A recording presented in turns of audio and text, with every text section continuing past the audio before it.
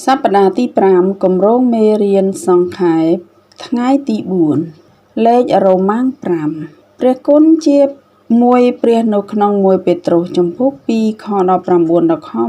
20សំដៅលើការជំរុញនៃជីវិតព្រះនៅក្នុងខ្លួនយើងនិងការសម្ដែងចេញនៅក្នុងការរស់នៅរបស់យើងដែលคล้ายជាអាកប្បកិរិយារបស់យើងប្រកបដោយព្រះគុណពេញលេញដោយព្រះគុណនឹងអាចទទួលយកនៅចំពោះមុខមនុស្សនិងព្រះអក្សរកព្រះគុណជាព្រះត្រៃឯកដែលត្រូវបានឆ្លងកាត់ដំណើរការសម្រាប់សេចក្តីអំណររបស់យើងคล้ายជាការជំរុញខាងក្នុងនិងការសម្ដែងចេញខាងក្រៅរបស់យើងនៅក្នុងការប្រកបដ៏ស្និទ្ធស្នាលជាមួយព្រះនិងមានអារម្មណ៍យល់ពីព្រះយើងទាំងអស់គ្នាត្រូវរៀនពីរបៀបដើម្បីឲ្យមានព្រះគុណដែលជាការយកព្រះគុណមានព្រះគុណប្រើព្រះគុណនិងអនុវត្តព្រះគុណហេព្រើរជំពូក12ខ28អក្សរខព្រះត្រៃឯកដែលបានឆ្លងកាត់ដំណើរការជាព្រះគុណដែលយើងបានទទួលយកនិងបានទទួលអំណរត្រូវបានសម្ដែងចេញយ៉ាងជាក់ស្ដែងចំពោះអ្នកដទៃឲ្យបានឃើញការរស់នៅដ៏បរិសុទ្ធនិងការប្រជុំក្រុមជំនុំរបស់យើងកិច្ចការចំពោះ11ខ23អក្សរគោយើងត្រូវបានត្រាស់ហៅមកឲ្យទទួលអំណរនិងសម្ដែងចេញព្រះគ្រីស្ទជាព្រះគុណនៅកណ្ដាលចំណោមនៃការរងទុក្ខដូច្នេះយើងអាចក្លាយជាផលថតចម្លងជាការចម្លងបន្តនៃព្រះគ្រីស្ទជាពុម្ពគំរូរបស់យើងយោងទៅតាមការរស់ជាមួយមនុស្សព្រះរបស់ទ្រង់1ពេត្រុសជំពូក2ខ20ដល់ខ21ការបម្រុងចិញ្ចឹមនៅពេលព្រឹក1ពេត្រុសជំពូក2ខ19ដល់ខ21ត្បិតបើអ្នកណាត្រូវព្រួយលំបាកទាំងរងទុក្ខឥតហេតុដើម្បីឲ្យបានបញ្ញាចិត្តជ្រះថ្លានៅចំពោះព្រះនោះគឺជាព្រះគុណហើយតែបើអ្នកបានប្រព្រឹត្តល្អហើយទ្រាំឲ្យគេធ្វើទុក្ខដោយអត់ទ្រាំវិញនោះទើបជាព្រះគុណនៅចំពោះព្រះមែនត្បិតទ្រង់បានហៅអ្នករាល់គ្នាមកឯសេចក្តីនោះឯងពីព្រោះព្រះគ្រីស្ទក៏បានរងទុក្ខជំនួសយើងដែរ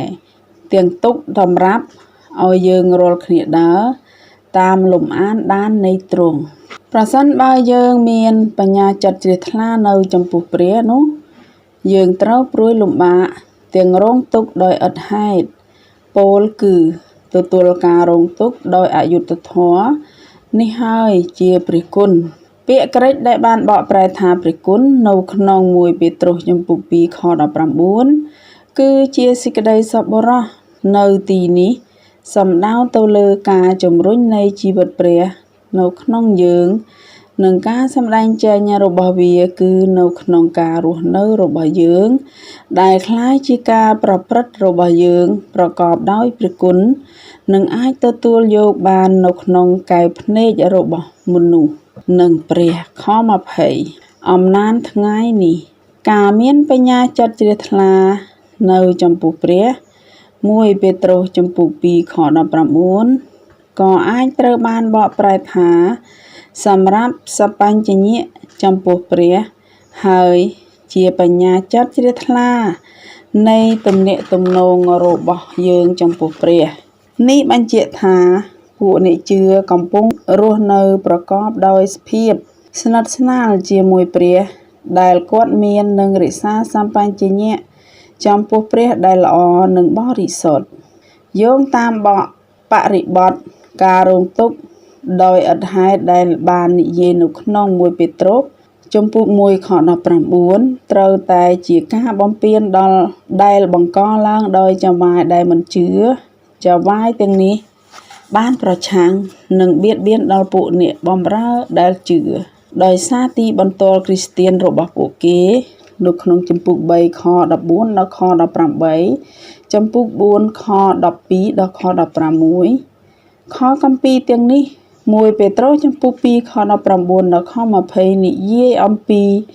ការប្រព្រឹត្តរបស់យើងនៅក្នុងការដំណើរជីវិតប្រចាំថ្ងៃរបស់យើងជាគ្រីស្ទានការដំណើរជីវិតគ្រីស្ទានគឺជារឿងរ៉ាវនៃការប្រព្រឹត្តឧបមាថាយើងមិនមានជីវិតព្រះនៅខាងក្នុងយើងទេនេះប្រកាសជាធ្វើឲ្យជីវិតគ្រួសារជួបការលំបាកជាខ្លាំងជាពិសេសទំនាក់ទំនងជាមួយសាច់ញាតិសាច់ថ្លៃនិងជាក់ស្ដែងជាមួយនឹងម្ដាយក្មេកទាំងប្តីនិងប្រពន្ធម្ដាយក្មេកអាចបង្កើតស្ថានភាពដ៏លំបាកដោយជៀសមិនរួចសម្រាប់ហេតុនេះបើនិយាយនិយមមនុស្សវិញវាជាការប្រសើរបើប្តីប្រពន្ធមិនមានម្ដាយក្មេករស់នៅជាមួយចំណុចត្រង់នេះគឺថាបើយើងជាអ្នកដែលគ្មានជីវិតព្រះនោះយើងនឹងប្រឈមមុខនឹងបញ្ហានៅក្នុងជីវិតរៀបការរបស់យើងមិនថាយើងស្រឡាញ់គ្នាប៉ុណ្ណាមិនថាប្តីប្រពន្ធត្រូវរើគ្នាប៉ុណ្ណាទេក៏នឹងមានភាពខុសប្លែកគ្នារវាងពួកគេទាក់ទងនឹងកំហឹងចរិតលក្ខណៈទម្លាប់ប្រវត្តិនិងការយល់ដឹងខុសគ្នាដែរប្តីនឹងមានទស្សនៈរបស់ខ្លួនហើយប្រពន្ធក៏មានទស្សនៈរបស់ខ្លួនដែរដូចគ្នានេះដែរប្រពន្ធនឹងមានទម្លាប់និងចរិតលក្ខណៈរបស់នាងហើយប្តីក៏មានទម្លាប់និងចរិតលក្ខណៈរបស់គាត់ដែរដូច្នេះពួកគេនឹងជួបការលំបាកជាមួយនឹងកត្តាទាំង5នៃកំហឹងចរិតលក្ខណៈទម្លាប់ប្រវត្តិនិងរបៀបពីការយល់ដឹងនិងមានស្ថានភាពនេះកើតឡើងទោះបីជាប្តីប្រពន្ធស្រឡាញ់គ្នាខ្លាំងនិងជាមនុស្សដែលទទួលបានការវឹកហាត់ដែលជាការអប់រំប៉ុណ្ណាក៏ដោយពេលខ្លះយ៉ាងហោចណាស់ពួកគេនឹងរកឃើញស្ថានភាពមិនអាចអត់ឱនបានហើយនឹងឆ្លោះប្រកែកគ្នាទៅវិញទៅមកប្រសិនបើម្ដាយក្មេកមកលេងនៅពេលនោះនាងនឹងឃើញស្ថានភាពមិនសប្បាយចិត្តនិងមិនអាចទទួលយកបាននាងក៏មិនចង់សង្កេតមើលស្ថានភាពដែលមិនល្អបែបនេះដែរប៉ុន្តែឧបមាថាប្តីប្រពន្ធទាំងនេះមានជីវិតព្រះហើយរស់នៅយោងទៅតាមជីវិតនេះទោះបីជាស្ថានភាពខុសគ្នានៅក្នុងកំហឹងចរិតលក្ខណៈទម្លាប់ប្រវត្តិនិងការយល់ដឹងខុសគ្នាក៏ដោយក៏មានព្រះគុណខាងក្នុងនិងជំរុញចិត្តទាំងស្វាមីនិងភរិយាដែរលើសពីនេះទៅទៀតព្រះគុណនេះត្រូវបានសម្ដែងចេញនៅក្នុងការរស់នៅរបស់ពួកគេប្រសិនបើម្ដាយក្មេករបស់ស្វាមីឬភរិយាសង្កេតមើលពីរបៀបរស់នៅរបស់ពួកគេនាងនឹងរកឃើញជីវិតផ្អែមល្ហែមមានក្តីរីករាយនិងអាចទទួលយកបាននេះគឺជាព្រះគុណពេត្រុសនិយាយថានេះគឺជាព្រះគុណបន្ទាប់មកគាត់ប្រាប់យើងថាទាំងទុកតម្រាប់ឲ្យយើងរាល់គ្នាព្រះគុណនិងតម្រាប់គឺតាក់ទងគ្នាយ៉ាងជិតស្និទ្ធនៅពេលដែលនរណាម្នាក់សង្កេតមើលការសម្ដែងចេញរបស់ព្រះត្រីឯកដែលជាព្រះគុណពីខាងក្នុងពួកនិជឿហើយទទួលស្គាល់នេះគឺជាព្រះគុណនោះមានការបង្ហាញមួយថាម្នាក់នេះបានក្លាយជាការថតចម្លងពីព្រះគ្រីស្ទដែលជាតម្រាប់ដល់យើងហើយការសម្ដែងចេញព្រះត្រីឯកជាព្រះគុណនៅក្នុងចំណោមនៃការរងទុក្ខដោយឥតហេតុគឺជាការក្លាយជាផលថតចម្លងរបស់ព្រះគ្រីស្ទដូច្នេះជំនួសឲ្យការនិយាយនេះគឺជាព្រះគុណក៏អាចនិយាយថានេះគឺជាផលថតចម្លងរបស់ព្រះគ្រីស្ទរបៀបនៃជីវិតដែលសម្ដែងចេញព្រះត្រីឯកដែលបានឆ្លងកាត់ដំណើរការដោយព្រះគុណ